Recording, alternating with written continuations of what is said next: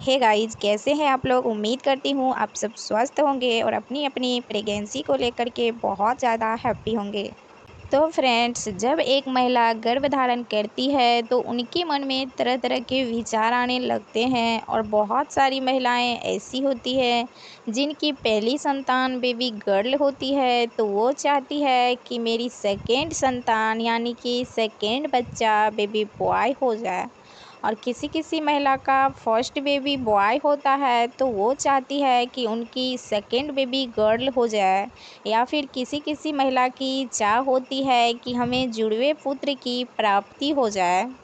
तो आज की इस वीडियो में इसी टॉपिक पे बात करेंगे कि आपके अंदर ऐसे कौन से सिम्टम्स होते हैं जिसे देख कर के डॉक्टर भी अनुमान लगाते हैं, या फिर गांव घर के, हमारे घर के बड़े बुजुर्ग, दादी नानी, या फिर हमारी माँ ही, या हमसे बड़े कोई भी हमें ये बता सकती है कि आने वाला शिशु क्या है। तो आइए फ्रेंड्स, जान लेते हैं कि ये जानने का तरीका क्या है और इनके सिम्टम्स क्या होते हैं, इनके लक्षण क्या होते हैं जो आपके प्रेगनेंसी के दौरान आपके बॉडी द्वारा दिखाया जाता है। सो फ्रेंड्स, वीडियो स्टार्ट करने से पहले हाथ जोड़ के एक विनती ज़रूर करूँगी। अगर आपने अभी तक मेरे चैनल को सब्सक्राइब नहीं किए हैं सो प्लीज़ चैनल को सब्सक्राइब कर लीजिए।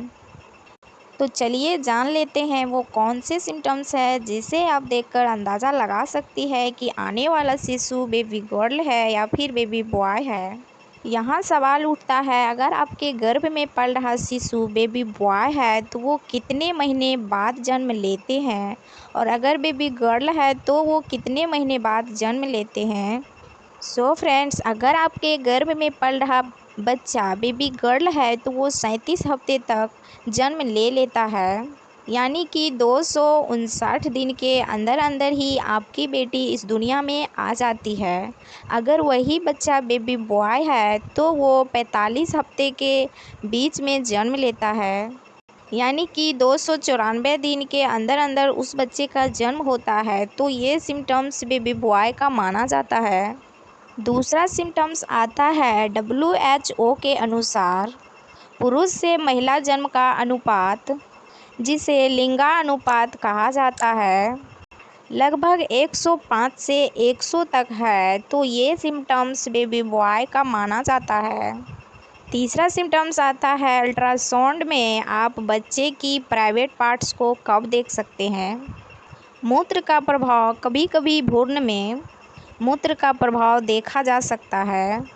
यदि यह ऊपर की ओर बढ़ रहा है तो संभावना अधिक होता है कि लड़का होगा। पुरुष जननांग अक्सर 18 से लेकर 20 हफ्ता तक देखा जा सकता है। अब बात कर लेते हैं, अगर आपके गर्भ में लड़का है तो लड़के के लिंग का पता कब चलता है। बेटा और बेटी के जननांग लगभग एक ही रास्ते में होता है और लगभग 9 सप्ताह तक लिंग का कोई बाहरी भेदभाव नहीं होता है। हालांकि 14 या 15 सप्ताह से पहले आप बच्चे की लिंग को नहीं देख सकते हैं।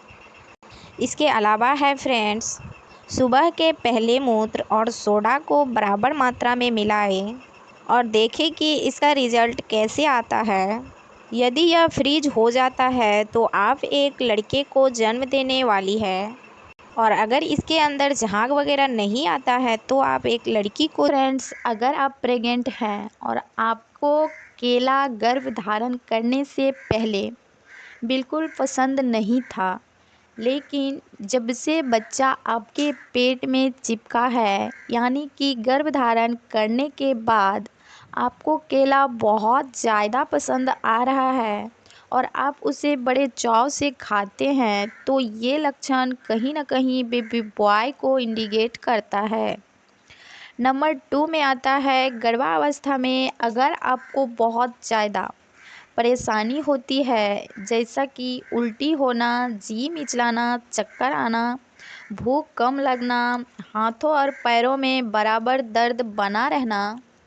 देखिए, अब यहाँ पे होता क्या है कि बहुत सारी महिलाएं ऐसी होती है जिनके गर्भकाल में लड़का ही होता है, लेकिन किसी को वॉमिटिंग ज़्यादा होती है तो किसी को कम होती है, किसी किसी महिला को तो ऐसा लगता है जैसे कि कोई बीमारी हो गई है, और किसी महिला को कोई भी प्रॉब्लम नहीं होता है पूरी प्रेगनेंसी में।